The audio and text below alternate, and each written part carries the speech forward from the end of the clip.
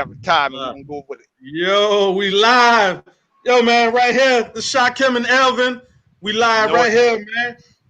Man, we ready. We ready to talk some real deal, man. I'm gonna tell y'all right now, if you gonna get in your feelings, you're not gonna like this one. If you're gonna No, get in your feelings, you're not gonna like this. So no. I advise everybody who is highly emotional, who gets in your feelings, do not watch this live feed. If you're gonna cry and whine and complain, you in the wrong spot Yeah. because we don't hold no punches and it's gonna get hot. As you can see, we got politics, police shooting, and Black Lives Matter. Is the Yep. movement going backwards? Movement going backwards. Yep. So go ahead and jump something off, man. I'm gonna go share out on my end. All right, bet. I'm gonna do the same, man. I'm gonna share out. So, man, look here, look here. Is the movement going backwards, man? I don't even know which Yeah, one of these I want to start off with, man. I'm gonna just go ahead because you ended on that one there. So yeah, let me tell you where we at, and I'm gonna just use Charleston. I don't know everybody else in every other state, but I'm gonna use Charleston, South Carolina, right? The biggest, hardest issue right now in Charleston, South Carolina, is a statue and a flag. Remember, mm, remember, this started off about police, you right, know, not defund, what's reform. We wanted police reform. Remember, we wanted a different type of reform. We wanted a citizen review board. That's where it right. started off, right? They'll be fussing and they'll be battling this Sunday over a flag. Don't ask me how we got here.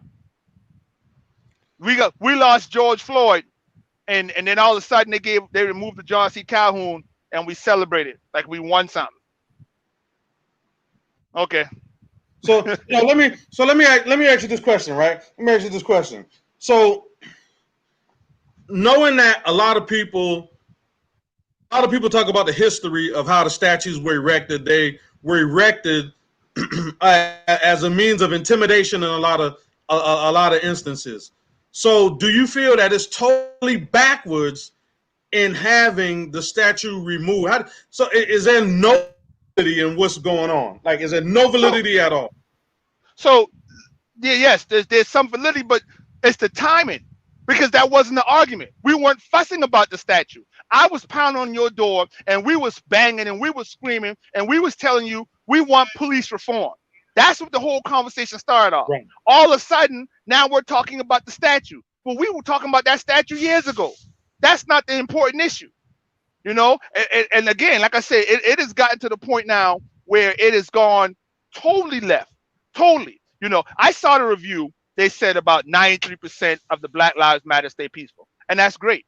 That's great. But even if we got 7% of them going wrong, that's still too much.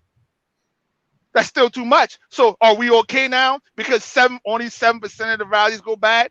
Only 7% of the people. We had a man killed because he wore a Trump hat. What does that achieve? What does that achieve? You know what happens is Martin Luther King said it best. We can't beat hate with hate. We can't deal hate with hate. So what happens when we look past and we don't correct? Somebody killed a man because he had a Trump hat on. Am I in danger now if I got a Black Lives Matter shirt on? Is it okay for somebody to shoot me? Is it okay somebody to shoot me if I got a Martin Luther King shirt on? Is that okay now? Because you don't like that.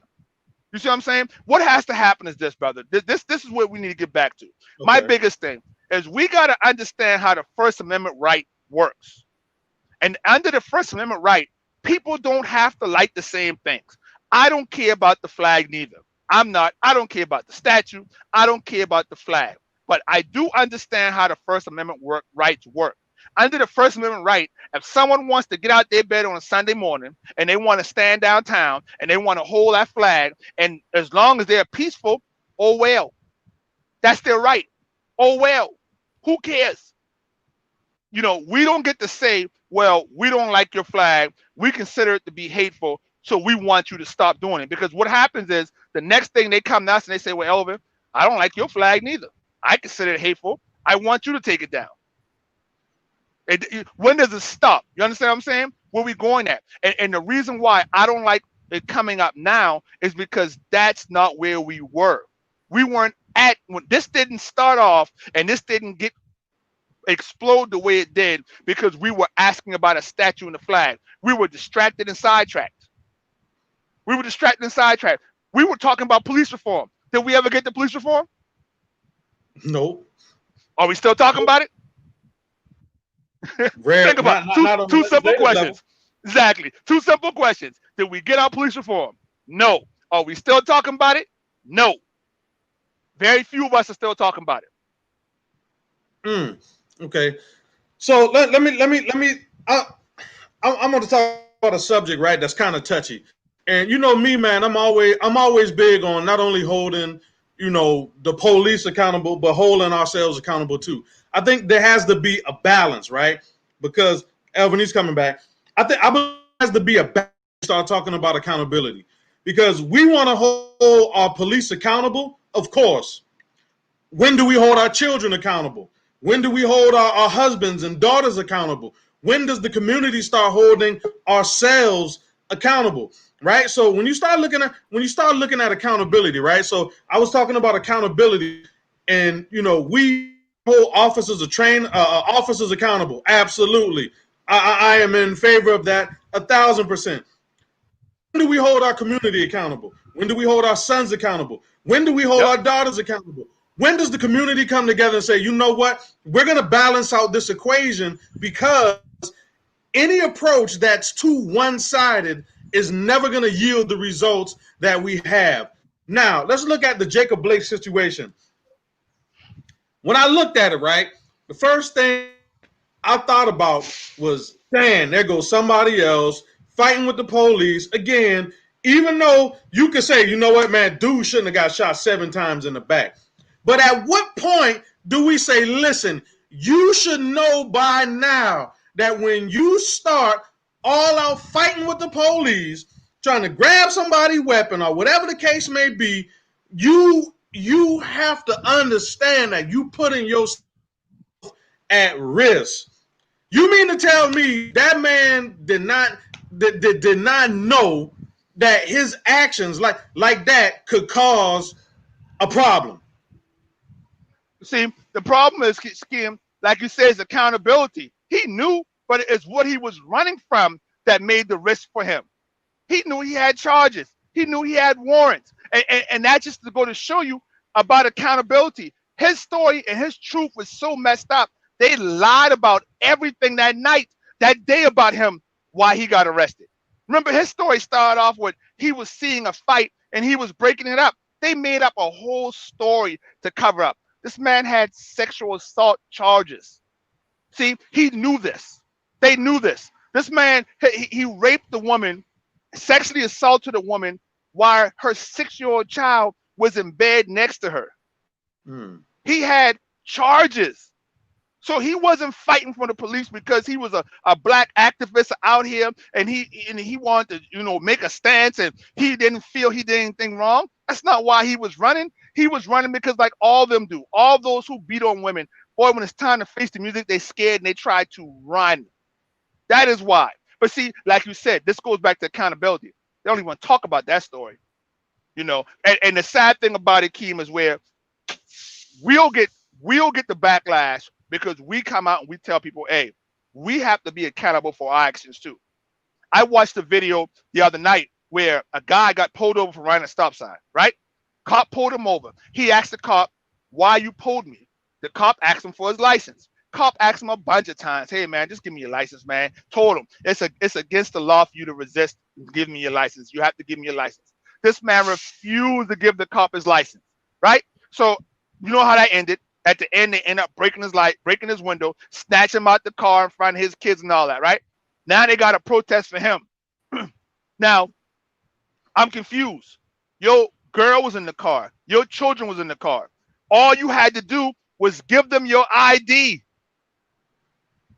Like when I guess what I want to say is like when we decide that we're not going to do it, what do you think the cops is going to do? Does this go away? Let me get your ID. No. Oh, okay. And just walk away? You think that's how it's going to end? You know what I'm saying? It's never going to end that good. If I'm in the car with my children and I get pulled over, and I don't care if I'm right, wrong, suspended, whatever the case is, and he asked me for my ID, the worst thing I could do in front of them is resist. You know what I mean? I'm gonna hand him my ID. I might get lucky. I might get lucky. Never know. But Mm. when you had, you had your wife and children in the car, and you're fighting with them, they had to break the window to get you out. They had to break the window. Then they had to like snatch you out the car, all while your wife and kids are watching this. This all started from you running a stop sign. It wasn't even a felony. And the crazy thing about it, Shakim, is his license and stuff was valid. He would have just got a ticket. You know what I'm saying? Like, you would have just got a ticket. Now you're getting arrested and all this stuff. Your kids are crying when all you did was run a stop sign. It's a ticket. It's not even it's not even a misdemeanor. It's just a ticket. It's a driving violation. Pay your fine and be done. Dang. Man, that's crazy, man. And you know, one of the things I always say is, you know, as activists and as somebody who's an activist, you got to be responsible with your message. You got to have integrity with your message as an activist, because if you just going out willy nilly and not thinking, then what's going to end up happening is you're going to discredit yourself. Yep. Discredit yourself. It might look good, you know what I'm saying? Yeah, man, you know, we out here and this and that, but when you start, you got to have wisdom in your actions and being able to discern certain things. Because when you just like we were talking about, we were talking to the sisters, and the sisters always quote the Malcolm X, how, you know, they feel the black man is the most disrespected and unprotected being on the planet Earth. So how if Blake was allegedly raping a black woman, taking advantage of her, took her keys, literally, you know, they tried to penetrate her with his finger and all kind of stuff that she alleged. How is it that now what she said is on the back burner? Okay. Yep. On the back burner. So this black woman called the police because this man was sexually abusing her. And he had his kids in the car, from what they said, whatever. And he had his kid. I don't know. The story's so messed up now. But he had you sexually abusing a black woman. So the police come and help the black woman and try to get him to stop him from messing with the black woman. He ends up fighting the police, get shot, and then now you mad at the police. Yep. Now we mad at the police. Now you mad at the police. You know? You know, I was on a show and I asked somebody, I said, tell me what the police should have did, right? They're like, well, they should just let him go. I said, well, if they let him go and he come back and kill it at night. What then? What then? Because see, this is the fine thing about it. And I be confused when I hear from a lot of women. Domestic abuse is a top 5 reason that women are being killed in the United States. Domestic abuse, women dying from that in the top 5. You know, they don't understand. Think of all the reasons why your people are dying, and for a woman to die at the hands of her partner being the top 5. Like, as a woman, you got a better chance of dying at your partner than you do dying of a car accident, but dying of a plane crash. You know, so here you go. You got the police trying to arrest the guy who just did this, and now he's the hero. You know, like I told it. So I've been following the family, and the aunt's been getting on social media, and she's been speaking out. She's been like, what about our prayers? What about the prayers for the woman? You know, from what I read on her story, the mother, when she was being sexually assaulted, whatever he was doing to her, it was sexually assaulting her. She had to take it and remain still because her 6-year-old child was laying next to her, and she didn't want the child to wake up and see what was going on to her. But this is the hero. Are you serious? Can you imagine this woman mind frame that you had to remain still and take this kind of abuse because you don't want your child to wake up and see what's going on? You know, at this point, she wasn't even concerned for her own safety in her life. She was just concerned about the mental well-being of her child. And I condone her for that. That's awesome. That's a mother, and that's great. But I'm confused on how this guy gets to be the hero. You know, and again, I don't know who came up with this narrative. but it was so bad that they switched the whole narrative. They made up a whole story. All of a sudden, he was breaking up two women fight. No, he wasn't. You were back at this woman's house. You were assaulting her again. She called the police to get you to leave because you had her keys and you wouldn't leave. Plain and simple. That's the narrative. And for anybody who don't believe that, they got the 911 call. So I guess domestic abuse doesn't matter if the person gets shot by the police. Yep. So all the people who are against domestic violence and, you know, what happened to the Me Too movement, you know, people against rape, where are all the people that are against rape? Like, you know, and that's my thing. And in all honesty, the hypocrisy is so glaring, it's crazy.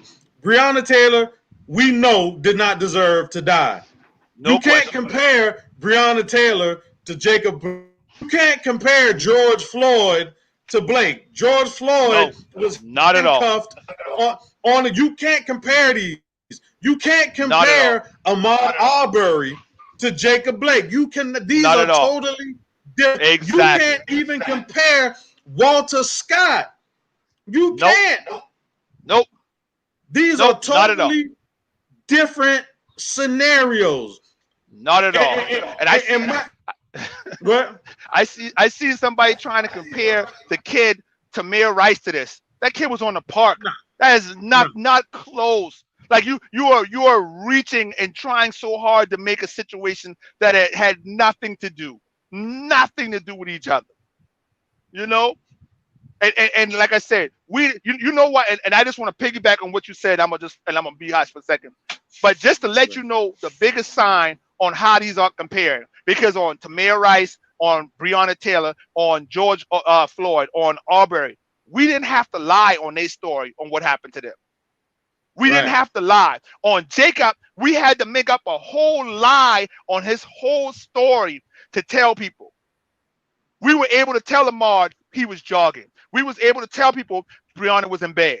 This kid was on, Tamir was playing on the park. We were able to tell people their truth. But when you have to make up a whole lie on the whole story, what does that tell you? Yeah. So go ahead, brother. I'm on my bad. Yeah. I just want to throw that in there. Yeah, and you know, man, I think a lot of this isn't really about the victims.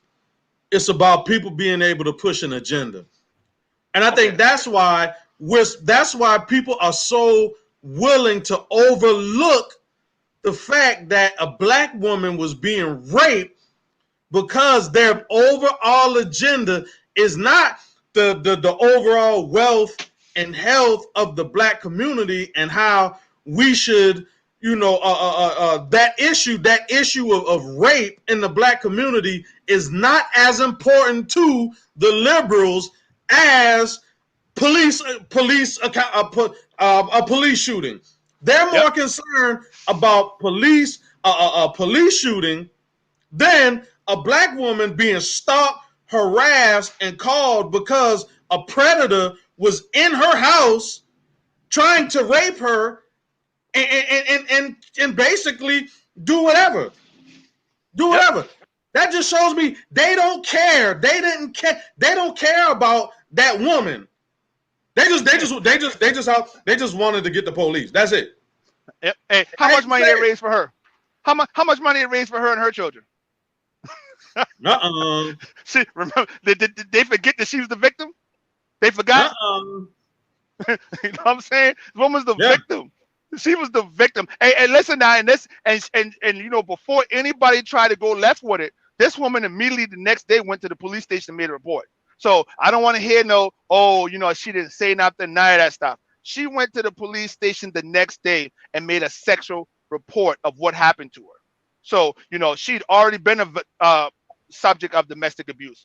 She had a restraining order. She done all that. This was just an escalated charge.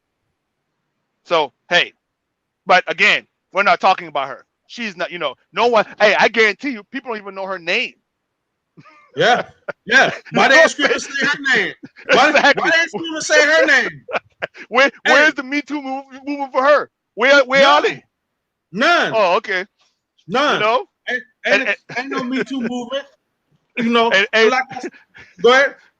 no, and like I say, and I want everybody to understand what I just said to y'all, that in this country, in the United States, a woman has a better chance of dying into the hands of her partner than a car crash, than almost than some cancers. She has a better chance. In South Carolina alone, in South Carolina, domestic abuse is the number 5 reasons why women are killed. The number 5. You can name the top 10 things: being shot, sick, diabetes in a woman's life. Number 5 is her chances of being killed at the hands of her partner. So we need tougher laws to protect these women. We need tougher laws to protect women from this type of predator. But here we go, when the police are trying to address one, now he's the hero. I don't get it. I don't get it. Mm.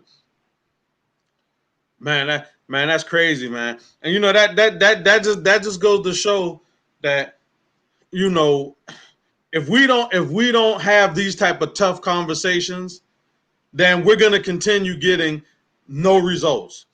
No results. We got to have these tough and the sad part about it is, man, people will call you a sellout and a coon and all this other stuff,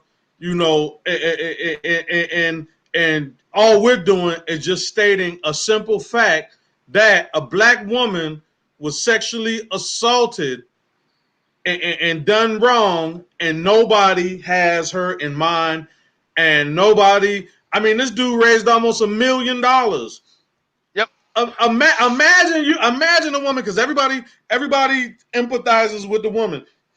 So imagine being a woman and your accuser, who came and raped you and took your keys and tried to beat your behind, got shot, and ended up raising almost $1 million. Oh, And so you just Keem, now, listen, make sure we telling the people the true fact. So the night he raped her, he did take her car. He was coming back again to take her car again. But the night he raped her, he did take her car, and she made a police report for her car being stolen. He then calls her sister and tells her sister, like, the next day or so, where her car is located, and she went and got it. Oh, and let me leave this out as well. He raped her that night. He took her car. He took her debit card and took $1,000 out of her account. Let's not forget that part too. So he stole her car. He stole her money. He physically and sexually assaulted her, and left. When the police was called, he was trying to do these things again because he had a restraining order. He's not supposed to be there. But this is the hero, Shakeem. This is the hero. This is the hero. Yeah. And I want to address this because I don't want nobody going back and be like, oh, y'all pulling out people's background. This ain't no background. I'm not telling you nothing that he did years ago. I'm telling you what he just did. That warrant was just signed in July. That warrant was signed in July. He did it to her in May or June, and the warrant was signed in July. This happened to him in August. I ain't going back no 9 years, no 10 years of what he did when he was in middle school, no crap like that. I'm telling you what his warrant was for. When you saw this man running, he was not running from the police because he was, oh, I did nothing wrong and y'all ain't coming to get me. He was not an Arbery. He was not Tamir Rice. He was not those people. He was running because he knew his behind was going to jail. He knew he was going to jail.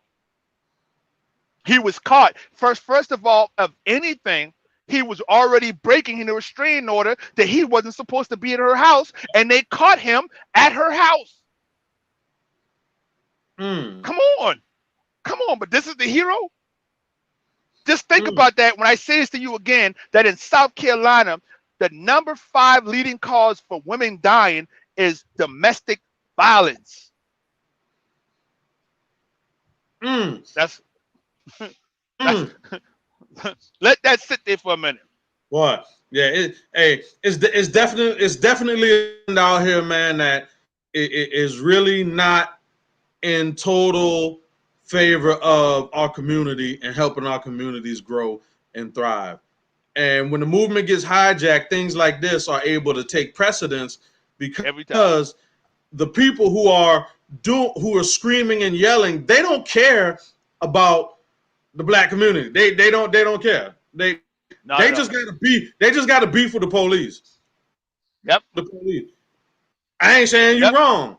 You know what I'm saying? If that's your beef, then that's your beef. But at the end of the day, as a community, we have to make sure that we are educating our young men how to be smarter, how to be wiser, teach our women to be smarter when dealing with situations, because you don't want to put yourself in a situation to where you're going to get killed unnecessarily. You got to learn how to control your emotions. I always tell people that. We got to think, man, be critical thinkers. I mean, you go out this. Brothers, why is it that if you on the street, if you in the hood and 3 dudes jump out on you with an AK-47, a 9mm, and a .380, and they say freeze, you're not going nowhere. If I'm in the hood right now and I bust the corner and some dudes pull a gun out on me, I'm gonna be like, uh-oh. Yep. Uh-oh. Pray for the best. And pray for the best. I'm like, yo, bro, hey, empty my pockets. You got it. If a dude on the street said freeze and you bust that corner and he robbed you, you are not gonna move. Why? Because in your mind, you thinking, all the stuff I got on me right now, that ain't worth me dying. Ain't worth me dying. That ain't worth me dying. But you got 3 police officers pull a gun out on you, and you gonna F y'all, and you gonna keep moving.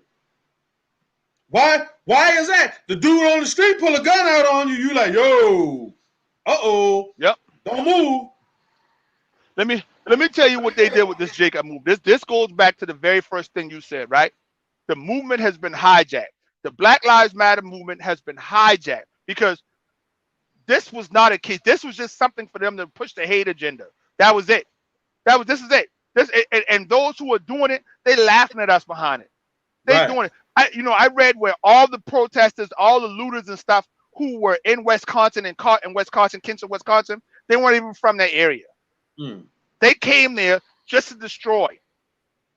Just to cause destruction. You know, what is happening to us is that we got people who are pushing the hate agenda. And people need to understand that. They are pushing it. They want you to hate the police, and they want you to think that every white person is a racist and every black person is a thug, and they push that agenda, and we walk it every day. You know, what we have to do is we got to live in the truth. Hey, like you said, this is about accountability. Brother, you was wrong. You was wrong. You know, when we talk about Tamir Rice, when we talk about George Floyd, Sandra Bland, you know, Breonna Taylor, when we talk about them, we fight and defend them all day because they did nothing. They didn't deserve anything they did. They weren't doing anything that got them in a situation they had of their consequence came to their demise. They did nothing, right? But when you are out here, when you're doing this, brother, you brought this to yourself. You know what I'm saying?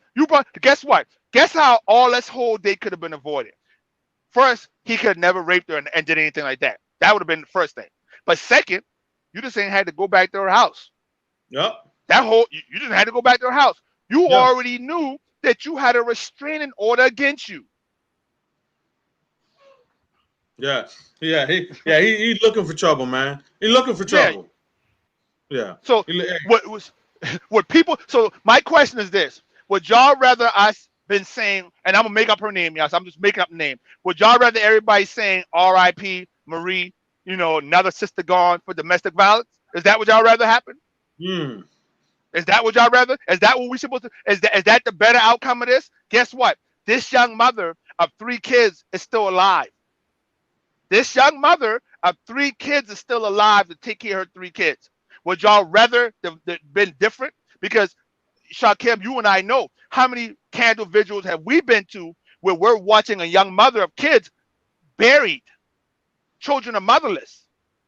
We've been to this. We've been doing this. So you have to pick. Guess what? If I have to pick which one I want to, do I want her assaulted or do I want her to live? Well, you did it to yourself. I'm going to pick the mother and the children all the time. Every time. Every single time. Absolutely. But that's wrong. Hey man, but we got something else we got to jump on, man. You got to check your inbox, man. We got another mission to go on the brother Marifa sent some invites out. Oh, let's do it. Yeah. You got to okay. So yeah. So we gonna catch y'all later, fam. This Shakim and Elvin. We got another meeting we gonna go to, man. And we're gonna do it. And shake some things up, family. Yes, sir. Peace, y'all. Share this out too, man. All right, peace. Real talk.